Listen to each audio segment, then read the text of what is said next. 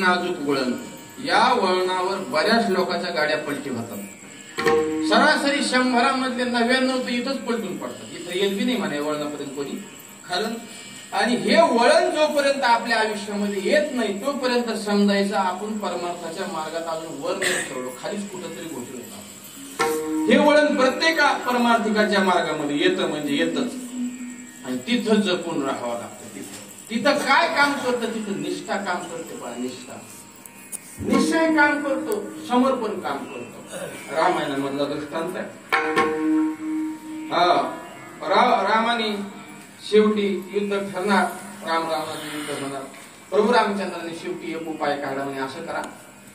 सुरुवातीला आपण हनुमंताला पाठवलं, हनुमंताची चेष्टा केली. पहा, चेष्टा केली. संत हनुमंतराय हे संत आहे, समजून सांगायला संत पाठवले. शहाणी माणसं समजून सांगायला पाठवली. तर या शहाण्या माणसाला काय केलं त्यांनी धरलं, त्याच्या शेपटीला चिंध्या गुंडाळल्या, त्याच्यावर तेल ओतलं आणि तिला पेटून जरा नाचन म्हणे माकड टाइमपास होईल लोकांची. संतच करायचा प्रयत्न केला. हनुमंतरायने फुंकून दिली, सानी लंका झालं, त्याच्यामध्ये वाटलं त्यांची. आता हनुमंतासारखा संत नाही पाठायचा. मग आता तरुण गरम रक्ताचा माणूस पाठायचा. गरम कसा कोण? ते म्हणे आपल्याच गरम रक्ताचं कोणी? सगळ्यात म्हणे युवराज अंगद. तरुण होता अंगद.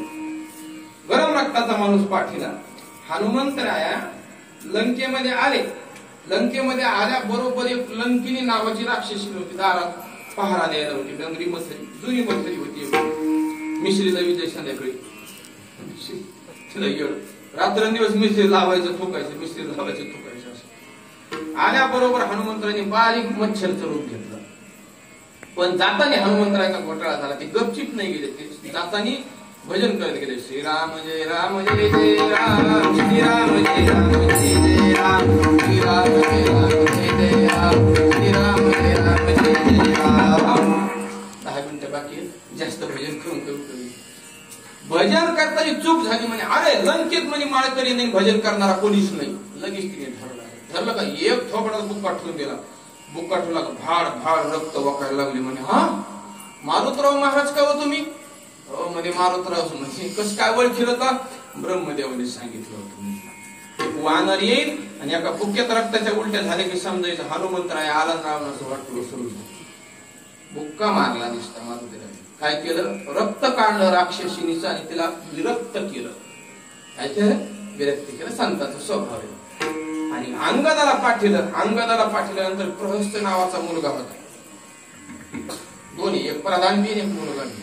तेव्हा आल्याबरोबर माकड आलं म्हणून ते पोरग पळत पळत आलं रावणाचं. रावणाचं म्हणे ह्या माकडाने लंका जळली आपल्या वली ठेवीतच नाही. लाख मारायला गेलो.